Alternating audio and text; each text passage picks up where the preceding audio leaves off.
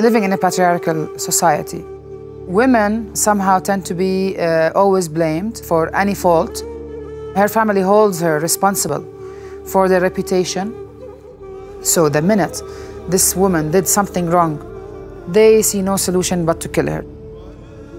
For them, blood cleanses honor. On April 7th, just outside Iraq's northern city of Mosul, 17-year-old Dual Khalil Aswad was dragged by a group of relatives, including her brother and uncle, into the village square. Hundreds of townspeople watched as she was stripped, kicked, and repeatedly stoned. Her gruesome killing was caught on a video cell phone. Miss Aswad's crime? She was in love with a young man, and members of her family disapproved. Each year, hundreds, if not thousands, of people worldwide are shot, stabbed, strangled, stoned, or burned to death. And almost always, the victim is a woman accused of tarnishing her family's honor. Families decide to kill for these reasons.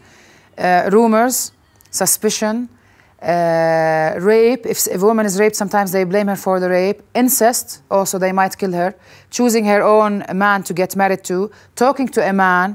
Rana Husseini has documented the practice of honor killings as a reporter for one of Jordan's leading newspapers. She's on a mission to end the silence surrounding this horrific crime. And I think I'm here to speak in the name of these women who have no voices. Her upcoming book, Murder in the Name of Honor, documents the rise of honor crimes worldwide. The typical honor killer usually is the brother. Some families are very knowledgeable about the law. Sometimes they choose minors to commit the crime because these minors, they get away with very lenient sentences. It could range from 3 months to 2 years. It's difficult to get precise numbers, but the UN estimates that worldwide at least 13 people are killed a day, at least 5,000 a year. And while the majority of these crimes occur in Arab and Muslim countries, a growing number take place in immigrant communities in the US, Europe, and elsewhere. You know, honor killings is not just a problem isolated to the Muslim communities in the Middle East. Today, Christian families are also engaging in this horrific practice. And the proof is that in Jordan, I've covered several, let's say 5 or 6 cases of Christian women who were killed by their families because they tarnished their family's honor.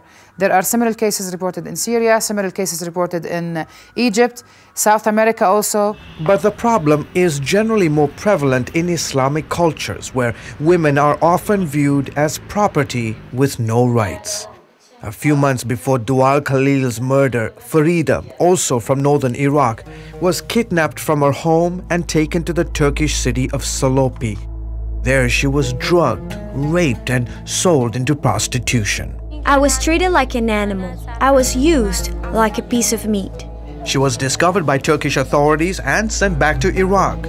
But instead of being welcomed home, her family now wants her dead. To them, I'm dirty and worthless.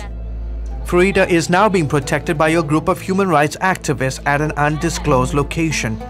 But the day we met her, she had tried to kill herself by jumping from this window. I don't want to leave anymore. I'm as good as dead to my family. In Jordan, if a woman is afraid that her family wants to kill her, she can check herself into the local prison. That's what Wadi did after she was raped. A few months later, I found out I was pregnant. I was afraid to tell my family, so I kept my mouth shut until my pregnancy started to show. When I was due, I went to the hospital and gave birth. They asked me for the family ID card, but I did not have one. They told the police, and that's why I'm here. The only problem is that Wadid can't check herself out of prison. The only person who can check her out is a male relative. And most of the time, if a family decides they want to release their female, 99% it's to kill them.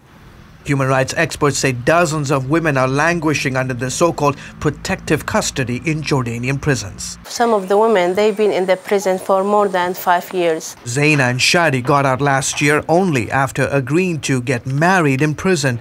We've concealed their identities for security reasons. We had a child outside of marriage. This is considered adultery in Jordan. The only way to restore our family's honor was to get married or else risk being killed.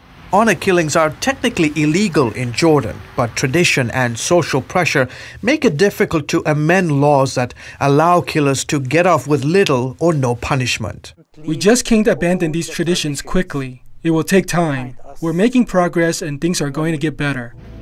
Social, religious, and political groups are steering a public debate on the topic, but challenges remain. Husseini receives numerous death threats and is accused of being anti-Islamic. Still, she is trying to convince her society and others around the world that life is more important than some distorted view of honor. The right of life is something very holy, and it's not for anyone on this planet to take someone else's life. God created us, and God takes us. George Thomas, CBN News, Amman, Jordan.